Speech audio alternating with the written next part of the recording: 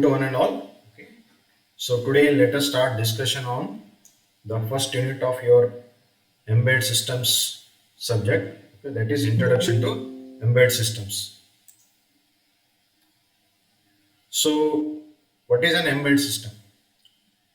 The embedded system is an electronic or it is an electromechanical system. Okay. So it is either an electronic system purely or it may also contain electronics and mechanical parts. So it is an electronic or electromechanical system and it is designed to perform a specific function. Okay. So how can we define embedded system? It is an electronic or electromechanical system. Okay. So and it is designed to perform a specific function. Okay. So when I say it can perform a specific function, so let me give an example of an embedded system. For example, our air conditioner is one of the example for embedded system. Okay. So what the air conditioner does, it maintains the temperature of the room at a particular degree that we have set. So other than that, it will not perform any other function. So what is the only function of air conditioner? To maintain the temperature in the room at a fixed temperature that is set by the user. So this is how we can define an embedded system. Okay. So it contains, the embedded system contains both hardware as well as software. Okay. So it is a combination of both hardware and software which together form a component of a larger machine. For example, if I have one embedded system, it can be used as one of the component in a larger embedded system. Okay. So it is not that if I have one embedded system, I have to use it only that embedded system for any application. So like for any given embedded system, either it may function independently or it can be used as a part of a larger system. Okay. Now let us discuss the differences between a general purpose computer and an embedded system. Okay, so let us see what is one. Now when I say embedded system, so let us distinguish between general purpose computers and embedded systems. General purpose computer means our laptops, our desktop computers, all these come under this category, general purpose computers. Okay, embedded system examples are your printer is there. Okay, our mobile phone is there. Okay, micro oven is there, refrigerator is there. Okay, our mouse is there. All these are examples for embedded systems. Okay, so let us distinguish between a general purpose system and embedded system, or a general purpose computer and an embedded system. Now, general purpose computer means it is also it is a combination of hardware and software, that is operating system and applications will be there in general purpose computers. But here in general purpose computers, the hardware and the software that we have, they are general. Okay, the design is generic. The hardware is generic and the OS and the applications are also general purpose. But whereas in case of embedded systems, the hardware that we are going to use in an embedded system and the software and the applications that we are going to put inside the embedded system, they are specific for that particular function. For example, I want to design an air conditioner. The hardware used in the air conditioner and the software that is going to control the air conditioner, they are specific for that air conditioner. They are tailored or they are selected such that they are suitable that for the functioning of the air conditioner. Similarly, another embedded system, I have a printer. The hardware in the printer is different from the hardware in the AC. Why? Because the printer, the function of a printer is to print the document. Okay. So the hardware and the software used in a printer is specific or it is made customized for performing the printing function. So as you can see here, the basic difference between a general purpose computer and an embedded system is, in a general purpose computer such as your laptop or a desktop computer, okay, the hardware and the software is general purpose. It is not designed for a particular application. Okay, but whereas in case of embedded system, it is also having hardware and software, but the hardware and software, they are designed such that it suits only for that particular embedded system. Okay, that is the basic difference between the general purpose system and the embedded system, content wise. Now, what about the operating system? Okay, In general purpose computers, the operating system, okay, it is general purpose. It is not customized. Okay, for example, in our laptops, in our desktops, we have Windows 10. Okay, Windows 10 operating system, or sometimes we have Linux, Unix. Okay, but in case of our embedded systems, the operating system used, for example, in our mobile phone, it is also one of the embedded system. We have Android operating system. Why not Windows is there in our mobile phone? Because it is not suitable for our mobile phones. That is why we are putting the Android operating system in our mobile phones. So operating system is generic in case of general purpose computers or systems, and if it is present in embedded system, okay, the operating system will be customized for that particular embedded system. Then what about the applications?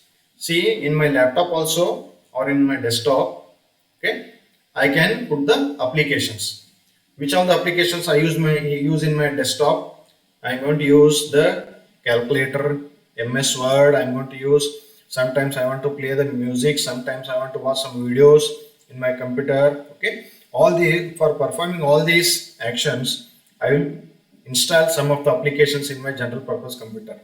Okay, in our embedded system also, some of the applications will be there.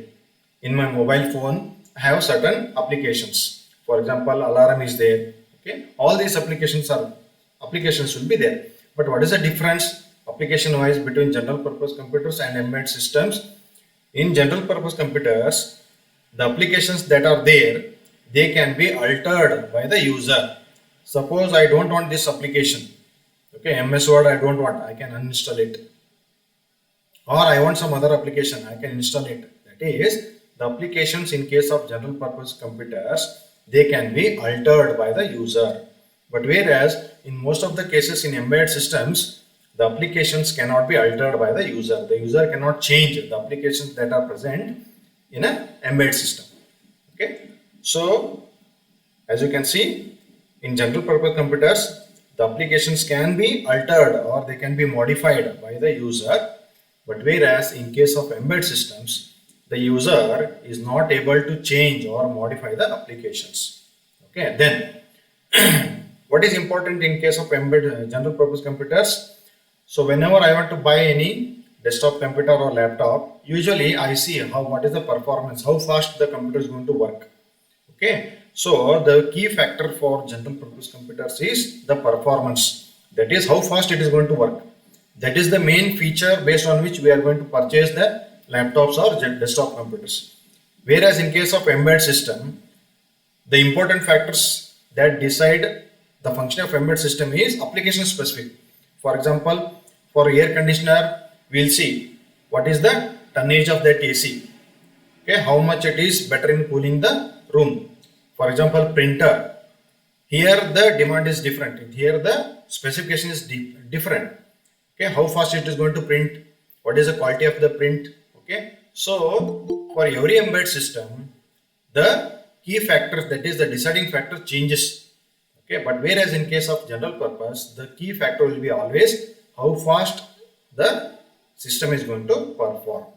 Okay, then in case of general purpose computers, they are not tailored to reduce the power consumption. Power consumption, they are not at all bothered, or they are less bothered about the power consumption. They will not be tailored to reduce the power, or they will not be having any power saving modes. But whereas in case of embedded system, most of the high importance is given for consuming the power.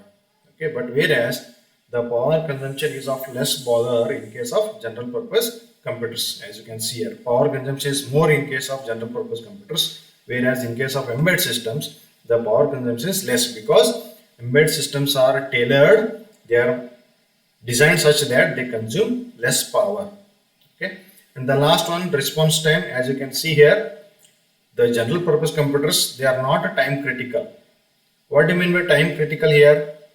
That means when I'm using a laptop for typing in a document, or I am watching a movie or listening to music, if it stucks or if it hangs in between, nothing will happen. Okay, so it is not time critical. The operation that is performed by general purpose computer is not time critical. So no damage will be happening there whenever there is any malfunctioning of the general purpose computers. But whereas in case of embedded systems, some of the embedded systems are used for some critical applications. For example, some embedded systems may be used in satellites for guiding the satellite. Okay, in such case, if the embedded system fails to perform, okay, then the satellite may be lost itself. Okay, so for embedded systems which are used for some critical applications, the response time of the embedded system, if I give some input, the embedded system should give me the output within a specified time limit. Okay, so then only the system will perform properly. Otherwise, as I told you, when I'm using embedded system for guiding a satellite, if the embedded system that guides the satellite, it fails to give the response within the specified time, then there is every chance that the satellite may be lost. Okay, so these are some of the key differences between general purpose computers and embedded systems. Understood? Artha aಯ್ತು ಎಲ್ಲರಿಗೂ? Okay, so totally how many differences are there between general purpose computers and embedded systems?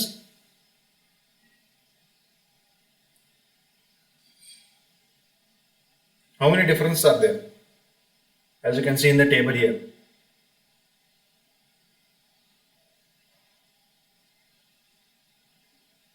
Anyone?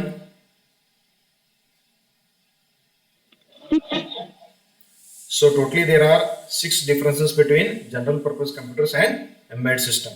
Okay, so till now we have discussed what is an embedded system, okay, and how it is different from a general purpose computers. Okay, now what is an embedded system? Definition, as we have seen in the previous slide, it is an electronic system or electromagnetic system. Okay, it contains both hardware and software, and it performs a single function. Usually the embedded systems will perform a single function. Okay, the printer, for example, it is an embedded system. What it does, the printer only prints the documents.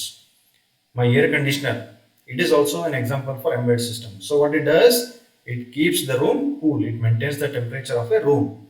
So micro oven, so it is also an embedded system. It contains both hardware and software. So what is the function? It's the function of the micro oven is to heat the food. Okay, so like this, embedded systems will perform a single function. General purpose computers, example is your laptop, your desktop computers. Okay, they are used for performing variety of tasks. Okay, now let us go on to the next part. How can we classify the embedded systems?